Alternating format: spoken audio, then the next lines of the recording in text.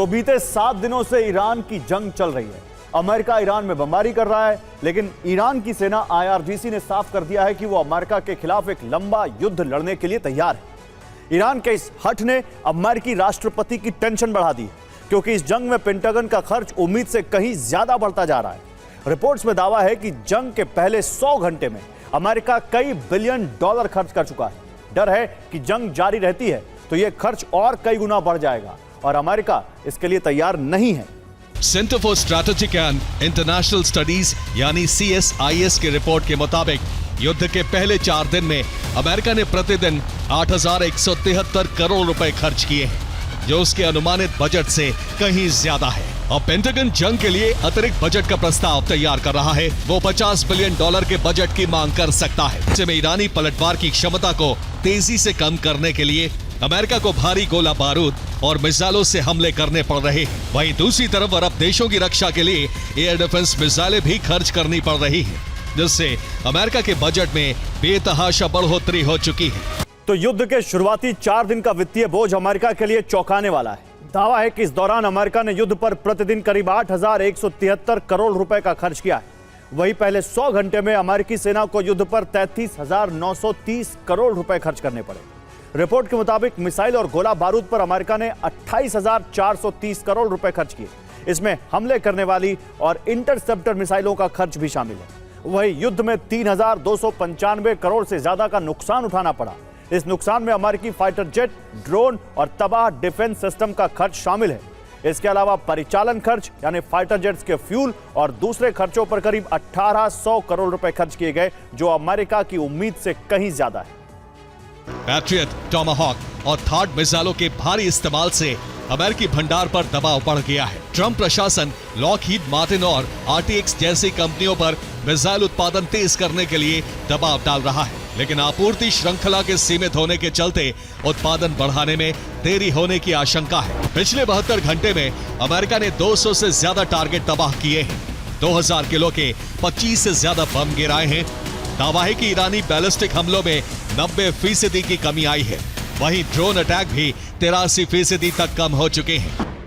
और जंग के पहले ही हफ्ते अमेरिका अपने 3 फाइटर जेट गंवा चुका है। ये फाइटर जेट कुवैत में तबाह हुए। तबाह होने वाले तीनों फाइटर जेट F-15E थे, जिनका निर्माण साल 1995 में किया गया था।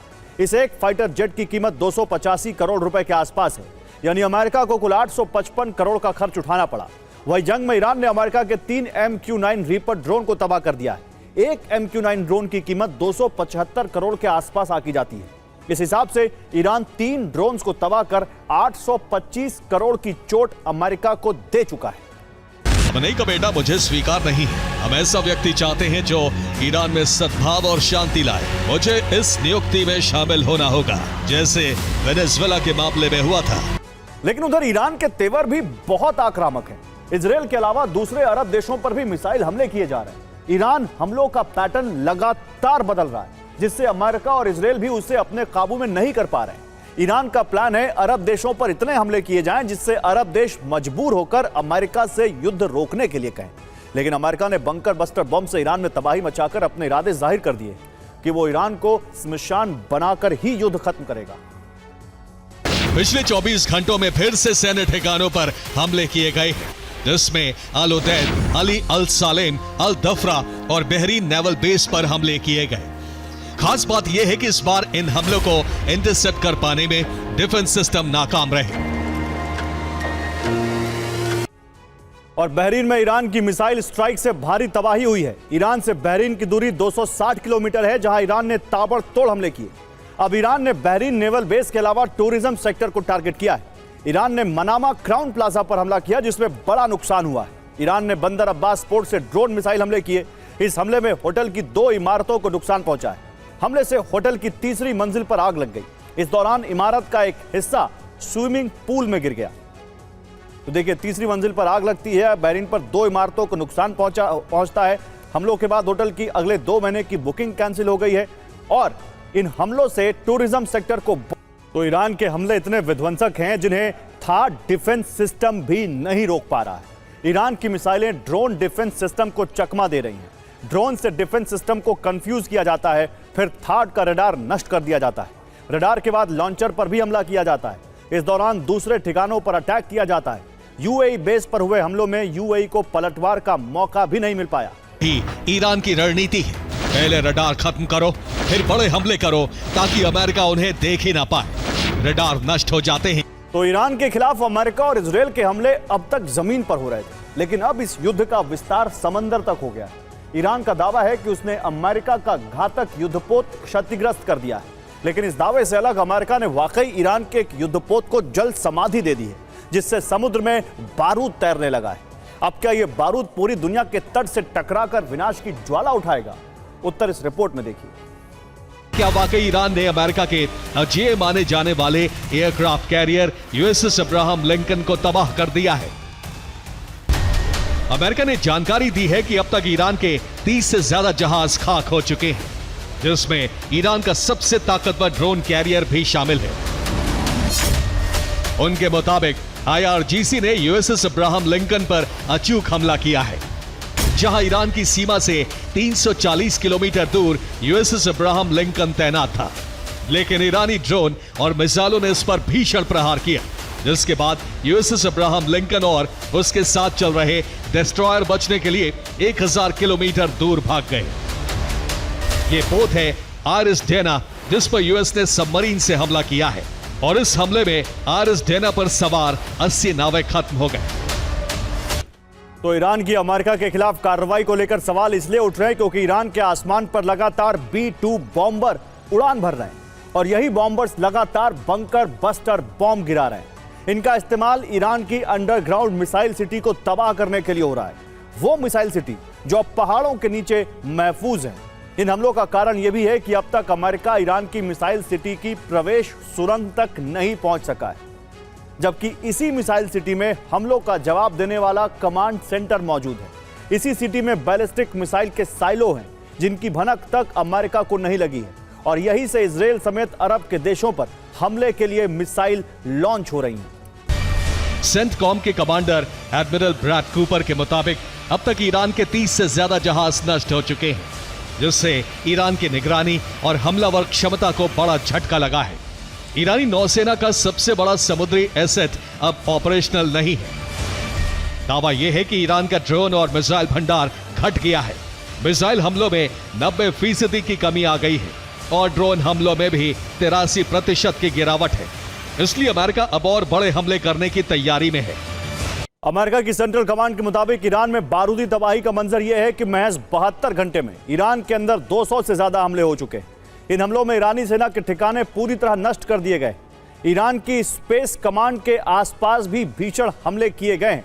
ईरान के पोर्टेबल और ओपन लॉन्चर्स को भी नष्ट कर दिया गया है। दावा है कि इन्हीं हमलों की वजह से ईरान की ताकत घट गई और जंग छेड़ने का मतलब है दोहरी तैयारी, यानी दुश्मन पर हमले करने से पहले अपने घर की सुरक्षा को पुख्ता करना।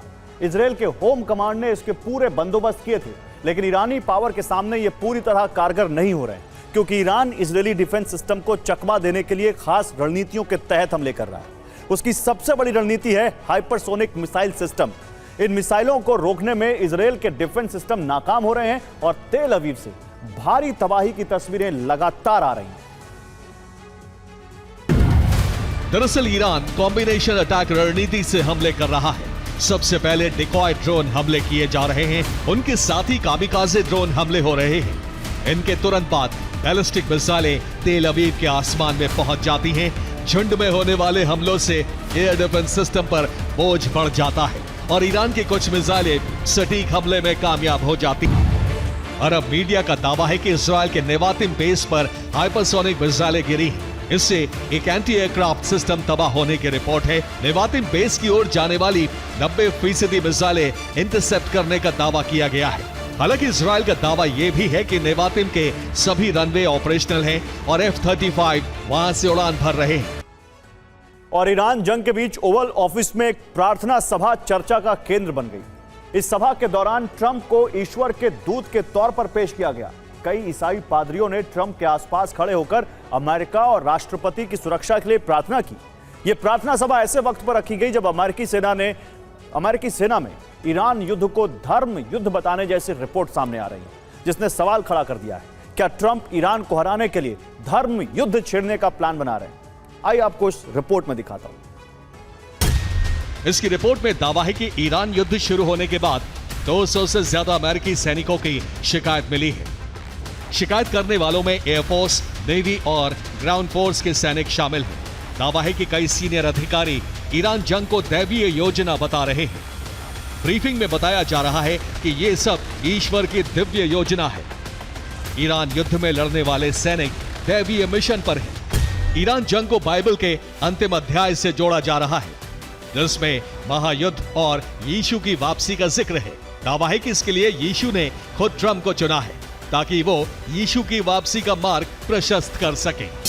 ईरान हमेशा कहता रहा है कि पश्चिम उसके खिलाफ धर्म युद्ध लड़ रहा है। इस तरह की खबरें ईरान के दावे को सही साबित कर सकती हैं। मध्य पूर्व के दूसरे देश इसे धर्म युद्ध के तौर पर देख सकते हैं, जिससे पूरे अरब में अमेरिका का बहिष्कार हो सकता है।